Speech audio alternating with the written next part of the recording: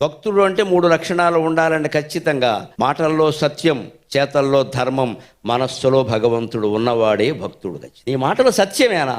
నువ్వు అబద్ధం చెబుతున్నావా? ఎవరికైనా భయపడి? లేదు, ఎవరినైనా ప్రలోభ పెట్టి పొగిడి డబ్బు సంపాదించుకుందామని చూస్తున్నావా? అది తప్పే. అబద్ధం ఎందుకు చెబుతున్నావు? నిజం చెప్పు. అలాగే ఎవరికి భయపడి కూడా అబద్ధం చెప్పొద్దు. అంత భయమే ఉంటే మానేసే, మాట్లాడడమే మానేసే, అబద్ధం చెప్పకూడదు. అలాగే చేతల్లో ధర్మం. ఎవరాస్తి మనం కొట్టేయలేదు, ఎవరికి మనం అపకారం చేయలేదు, ఏ పరస్త్రీ మీద ఏ పరపురుషుడి మీద మనం కన్నెయ్యలేదు. ధర్మంగా ఉన్నట్టేనండి. హాయిగా దేవుడిని నిలబెట్టి ఇచ్చు, అనుమానమే ఉంది. నేనేం చేసి చెప్పలేతే చెప్పు, నువ్వు నేనే ఉన్నాను చెప్పు. ఇక్కడ ప్రొవైడెడ్ ఒకటే లెక్క. ఈ రెండు ఉన్నా కూడా మనస్సులో నమశివాయ నమశివాయ నమశివాయ ఉండాలి.